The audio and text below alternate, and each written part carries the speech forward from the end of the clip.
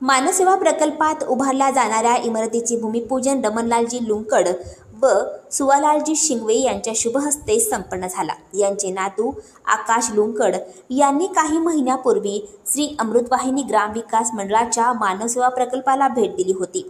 आकाश लुंकड यांना मानवसेवा प्रकल्पाचे कार्य भावले आणि कुटुंबियांशी या कार्याबद्दल चर्चा केली।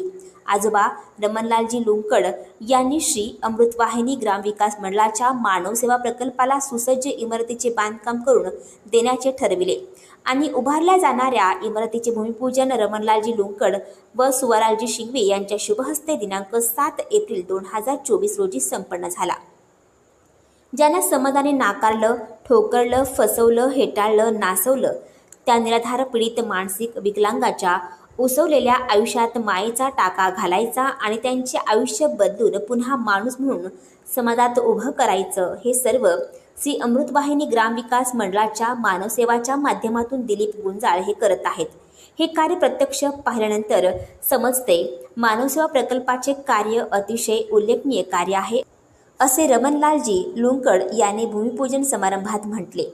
रस्त्यावर फिरणाऱ्या निराधार पीडित मनोरुग्ण माता भगिनी व बंधूंना पोलिसांच्या मदतीने मायेने आणायचे आणि त्यांना स्वच्छ करून अन्न, वस्त्र, निवारा आणि आरोग्य या मूलभूत सुविधा पुरवायच्या आणि समुपदेशन उपचार करून पुन्हा त्यांच्या आयुष्यात नवी दिशा द्यायची, पुन्हा माणूस म्हणून समाजात आणि त्यांच्या हक्काच्या कुटुंबात पोहोचवून पुनर्वसन करायचे, असे कार्य श्री अमृतवाहिनी ग्रामविकास मंडळाचा मानवसेवा प्रकल्प करीत आहे। 2,500 निराधार पीडित मनोरुग्ण माता भगिनी व बंधूंचे पुनर्वसन केले आहे आणि सध्या मानवसेवा प्रकल्पात 93 लाभार्थी उपचार घेत असल्याचे संस्थेचे संस्थापक दिलीप गुंजाळ यांनी प्रास्ताविकात सांगितले आहे, तर सूत्रसंचालन शिवानी शिंगावी यांनी केले। यावेळी जिल्हा परिषदेचे उपमुख्य कार्यकारी अधिकारी समर्थ शेवाळे, समाजसेवक सुवालाल शिंगवी, सुनीता गरड, आकाशजी लुंकड, संजय शिंगवी, नाना भोरे, विकास सांगळे, चंद्रकांत तागड, राजेंद्र छल्लाने, गटागट, लौकिक शिंगवी, भरत बागरेचा, अमर अग्रवाल, सुरेश मेड आदी मान्यवर उपस्थित होते।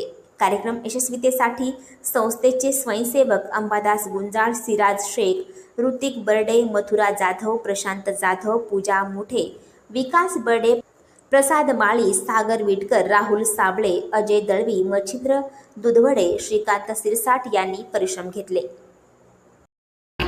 मी सुवालाल शिंगवी। आजचा दिवस म्हणजे फार विशेष आहे, कारण माझ्या परिवारातील पुण्याचे रमणलालजी लुंकड ज्यांचं लक्ष आज अमृतवाहिनीवर गेलं आणि अमृतवाहिनीमध्ये जे माझे सगळे साथीदार काम करत आहेत, संजू, माझा मुलगा संजू, हे सगळं पाहत असताना अत्यंत मानवतेचं मोठं महान कार्य इथे चालतं आहे आणि हे पाहण्यासाठी माझे व्याही संजयजी गटागट हे पण आज इथे आले आहेत आणि ह्या सर्वांना हे पाहून त्यांचे पण हृदय भरून आले। अशा एक जिवंत मोठ्या कामाला आज आणखीन चालना मिळाली आणि दिलीप गुंजाळ त्यांची टीम हे जे आज काम करत आहेत त्यांना बी आज खूप स्फुरण आलं आहे का मी जे काम करतो आहे ते खरोखरच फार महान आहे। आज आम्हाला त्याची पावती मिळाली असं त्यांना बी आनंद होतो आहे। मी रमणलाल लुंकड पुण्यामध्ये राहतो। बिल्डिंग कन्स्ट्रक्शनचा माझा व्यवसाय आहे आणि मला जे पैसे मिळतात त्याची माझ्या मुलांना किंवा नातवांना आवश्यकता नसल्यामुळं ते मला कुठेही खर्च करण्यास परवानगी देतात।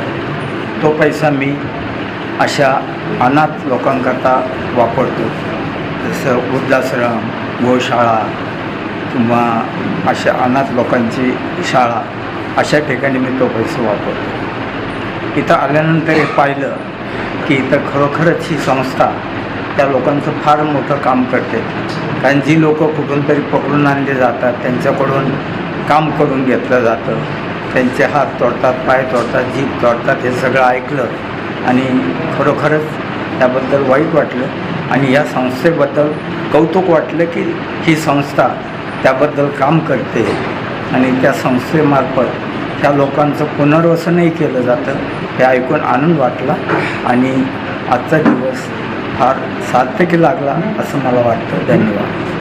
अमृतवाहिनी ग्रामविकास मंडळ संचलित मानव विकास प्रकल्पाला आज भेट देऊन खूप आनंद झालेला आहे. मन व घर हे दोन्ही हरवलेल्या लोकांच्या उत्थानासाठी त्यांना समाजाच्या प्रवाहात आणण्यासाठी त्यांनी केलेले जे काम आहे ते खरोखर उल्लेखनीय आणि प्रेरणादायी आहे.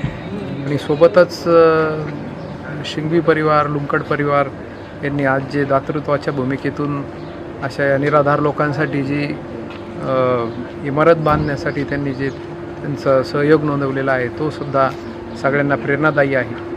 या परिसरामध्ये येऊन खूप आनंद झालेला आहे आणि काहीतरी नवीन करण्याची प्रेरणा आणि ऊर्जा यातून मिळालेली आहे.